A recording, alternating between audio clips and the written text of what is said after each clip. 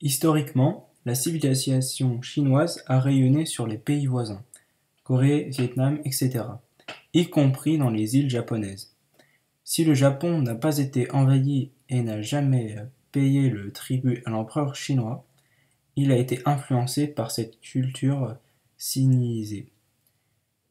Il en résulte aujourd'hui un syncrétisme culturel entre bouddhisme, néo-confucianisme et shinto, ainsi qu'un fort sentiment d'homogénéité ethnique. Avec respectivement 6,6 millions de kilomètres carrés et 348 000 km², les territoires de la Chine et du Japon ne sont pas comparables. La Chine se situe au quatrième rang mondial pour la superficie, les distances y sont considérables, 4000 km pour la ligne de chemin de fer Pékin-Lhasa. Si la Chine est un territoire d'un seul tenant, hors l'île de Formose, Taïwan, de facto indépendante, le Japon est un archipel constitué de 4 grandes îles et de 430 petites îles habitées, avec l'espace maritime et sa zone économique exclusive ZEE. Il se situe au sixième rang mondial. Ce territoire est particulièrement exposé aux risques naturels, comme les séismes, le volcanisme et les tsunamis, d'autant plus que la population vit essentiellement dans les plaines étroites du bord de la mer, en bord de mer. La Chine est un gros producteur de matières premières, surtout destinées à sa consommation intérieure, premier producteur mondial de blé, de riz, de viande, de porc, de produits marins et deuxième producteur de maïs, premier producteur d'or, de fer, de charbon et cinquième pour le pétrole. Le pays est le premier producteur d'hydroélectricité, de panneaux photovoltaïques et d'énergie solaire, et le troisième pour l'éthanol. Faiblement doté en ressources naturelles, le Japon est dépendant de l'extérieur pour les matières premières. Le Japon, pays d'Asie le plus anciennement développé, a bénéficié de l'aide américaine pour se reconstruire après sa défaite en 1945.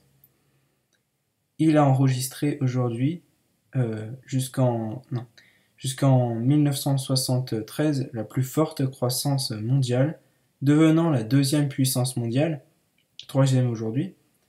Grande puissance industrielle et financière, le Japon a essaimé les usines dans une grande partie de l'île de l'Asie, y compris en Chine, s'appuyant sur ses firmes transnationales, une forte capacité de recherche et développement et l'épargne dans ses ménages.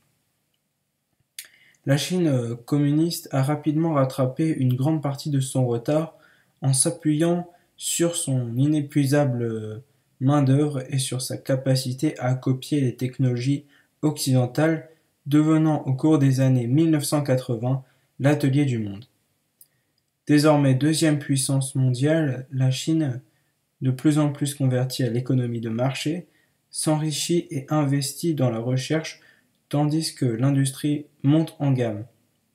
Les progrès de ces infrastructures, en particulier destinées aux exportations, ont été spectaculaires. 9 des 12 premiers ports mondiaux sont chinois, Shanghai en tête. Chine et Japon ont une rivalité héritée d'une histoire heurtée, défaite chinoise de 1895, invasion de la Mandchourie par le Japon en 1931, suivie de celle des principales villes côtières et en particulier du massacre de Nankin en 1937, qui a fait entre 40 000 et 300 000 morts, selon que la source est japonaise ou chinoise. Depuis 1945, le Japon démilitarisé est dans le camp occidental, un allié des États-Unis face à la Chine communiste, considérée comme une menace militaire. Aujourd'hui, la compétition est d'abord économique, même si récemment les continents des îles Senkaku, japonaises depuis 1951, et revendiquée par la Chine, a relancé l'affrontement entre les deux nationalisme.